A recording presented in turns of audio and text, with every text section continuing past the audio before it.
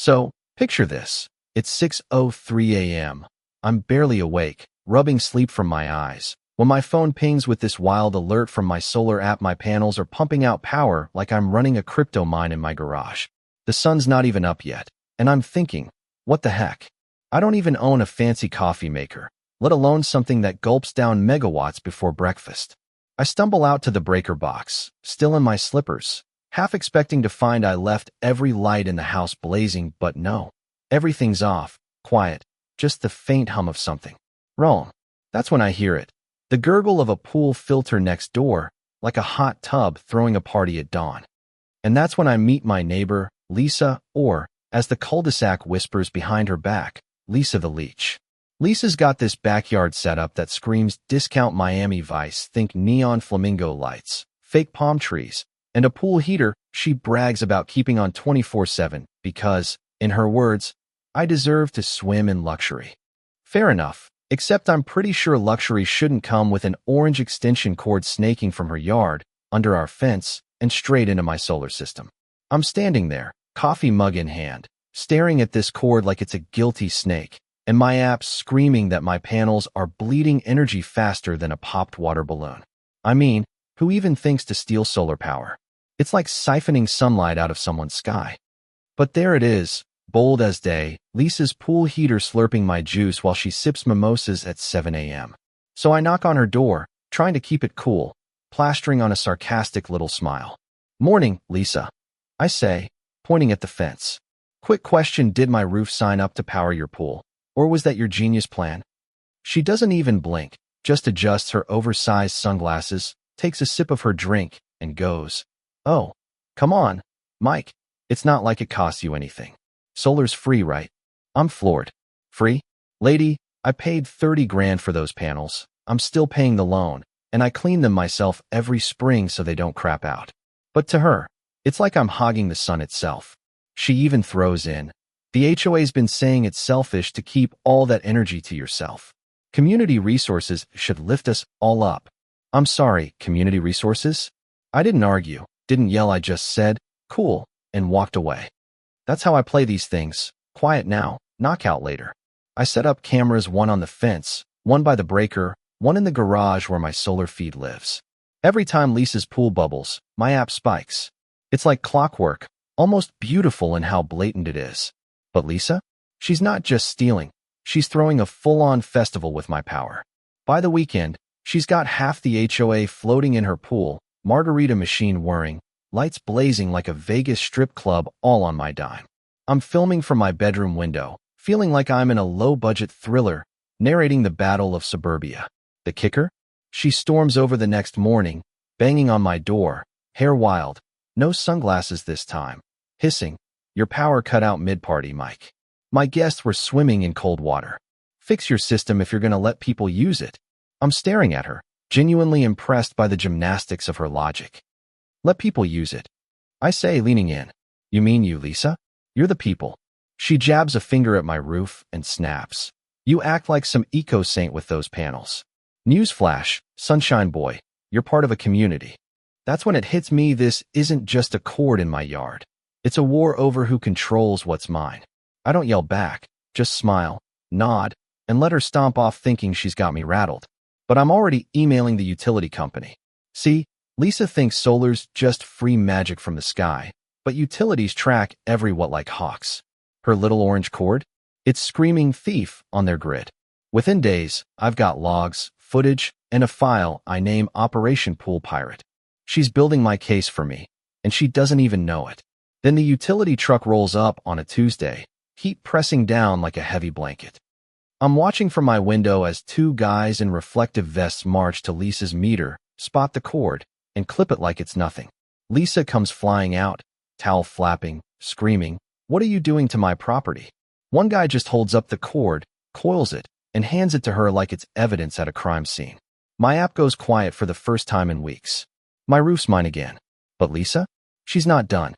By evening, the HOA president, Tom, a guy with a beard so perfect it looks glued on, is in my driveway, clutching a clipboard like it's his shield. "Mike," he says, all serious, "Lisa says you're hoarding solar power, disrupting community harmony." I almost choke. Hoarding solar power? I lean against my car, arms crossed, and say, Tom, my panels aren't a public fountain. They're financed, monitored, and mine. She stole from me. Call the utility if you think I'm hiding a secret power vault. He mumbles about compromise and shuffles off, but I can tell he's spooked. The HOA meeting's a circus. Lisa's got her crew clapping like she's preaching the gospel of free energy. She stands up, voice shaking with fake tears, saying, Energy's the future, and Mike's monopolizing the sun. The room's eating it up until I slide a stack of utility reports across the table, complete with their letterhead calling her out for theft.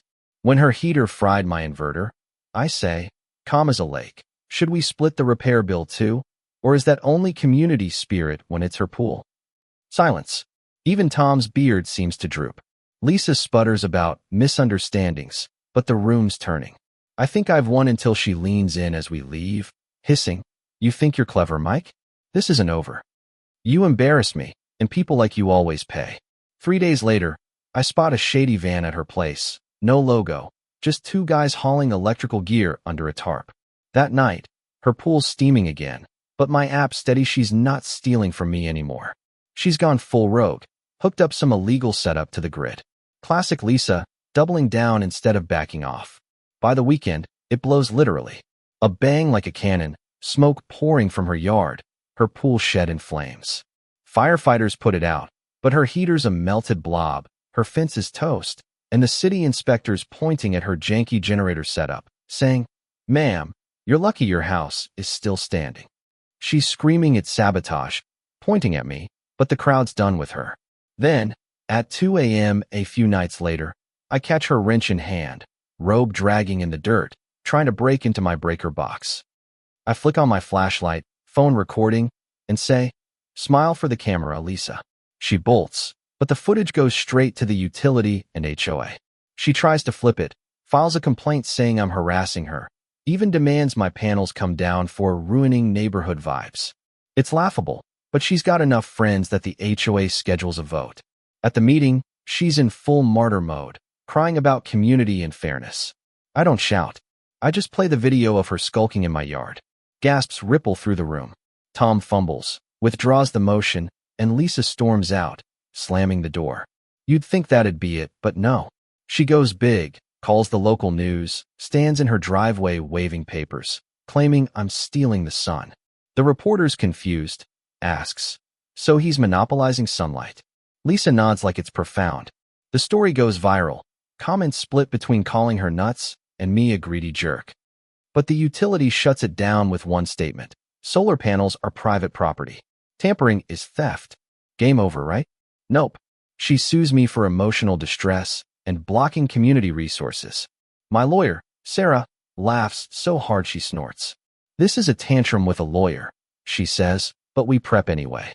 In court, Lisa's got her friends in Share the Sun t-shirts, monologuing about justice.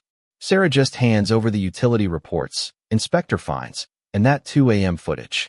The judge shuts it down, warning Lisa she's inches from criminal charges. Her final act? She loses everything. The utility cuts her power completely. No lights, no AC, no pool. Her house goes dark, silent. She tries a vigil with candles and a sign saying, Power to the people, but it's just sad. Her pool turns green, her food spoils, and when she tries a kiddie pool cooling station, kids stop coming. The neighborhood's done. Then the city attorney steps in my footage, logs. Everything's now part of a criminal case. One quiet morning, cops walk her out, still yelling about the sun belonging to everyone. The cul-de-sac finally breathes. My panels? Still humming, saving me money, lighting my house. I never yelled, never lost it, just let Lisa's own chaos bury her. Sometimes, revenge isn't a fight. It's waiting, watching someone crash into their own ego while you sip coffee under the stars, finally free of their neon glow.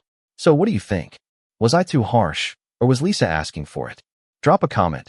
Share your own neighbor nightmares. I'm reading every one.